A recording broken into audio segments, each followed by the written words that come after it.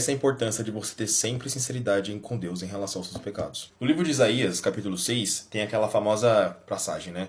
No ano que o rei Uzias morreu, eu vi o Senhor. Ele estava sentado em um trono alto e majestoso. Todo o templo estava cheio da sua glória. À sua volta voavam poderosos serafins. Cada um deles tinha 6 asas. Com 2 asas cobriam seus rostos, com 2 cobriam os pés, e com 2 voavam. Eles diziam em alta voz uns para os outros: Santo, Santo, Santo é o Senhor Todo-Poderoso. Toda a terra está cheia da sua glória. Era tão tremendo o som das suas vozes que chegou a sacudir o templo até os alicerces, e ele ficou cheio de fumaça.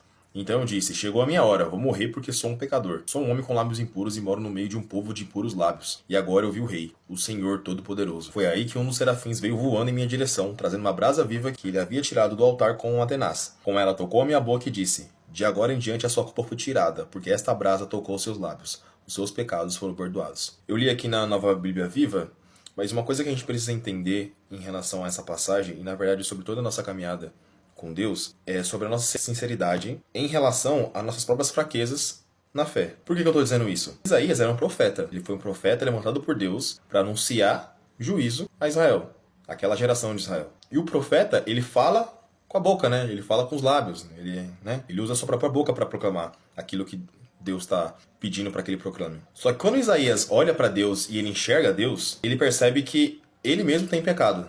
E aqui é algo muito importante que a gente precisa entender em relação ao nosso relacionamento com Deus. Quanto mais perto de Deus, mais a gente entende o quanto nós somos necessitados de misericórdia e de perdão, e mais a gente enxerga a nossa própria sujeira. Porque o cara estava proclamando juízo com a boca, a pedido de Deus, mas quando ele está face a face com Deus, ele mesmo vê: eu sou um cara de impuros lábios. E isso é algo que também, no decorrer de toda o restante e até após também, na passagem dos livros de Isaías, isso também é algo que repete no livro de Isaías inteiro. No capítulo 5, versículo 18, ele diz: vai ser muito triste o destino das pessoas que amarraram seus pecados com cordas de mentiras, que arrastam a sua maldade como quem puxa com cordas uma carroça, e ainda fazem pouco caso do Santo de Israel, desafiando o Senhor, dizendo: ande logo, Deus, que o Santo de Israel realize depressa os seus planos para que o conheçamos. Ais do que chamam o mal de bem, e o bem de mal, que dizem que as trevas são a luz, e a luz, trevas, que afirmam que o amargo é doce, e o doce é amargo. Nota aqui que tudo aquilo que Isaías está falando nessa passagem tem a ver com falar. Ele está falando de falar mentiras,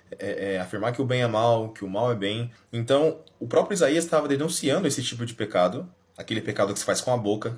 E na Bíblia também, Deus fala muito a respeito da língua e como nós devemos dominá-la, que é necessário dominá-la. Quando Isaías se vê de frente para o trono da graça, olhando para o Deus vivo, ele entende que ele mesmo também é pecador nessa área.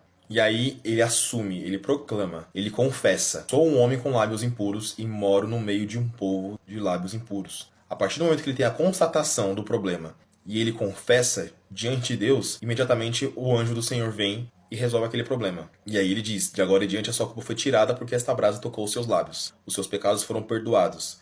E aí uma outra coisa que é importante: o pecado, ele é perdoado diante de uma confissão. Isaías, olhando para o próprio Deus, não tem chance dessa confissão ter sido algo da boca para fora. Só que Deus sabe de todas as coisas. Ele é onisciente. Então ele sabe daquilo que nós vamos fazer ainda, seja bom ou ruim.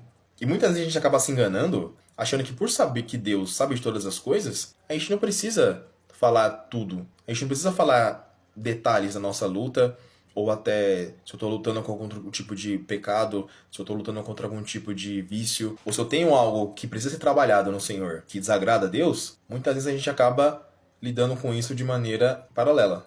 E fica aqui essa lição pra gente. Quer se parecer com Deus? Se aproxime dele. Quer tirar aquilo que te impede de se parecer mais com Deus? Confesse para Deus. Porque na verdade esse processo, ele é um só.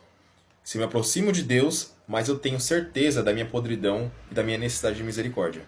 Eu tendo noção da minha necessidade de misericórdia, automaticamente eu vou pedir para Deus em relação a essa área. E aí esse ciclo se repete, até que Jesus volte. Se essa palavra te abençoou de alguma forma, digita amém. Manda para alguém que você acha que vai curtir, que vai gostar, que vai se sentir tocado com ela. Curte, segue, salva, faz alguma coisa aí e Deus abençoe.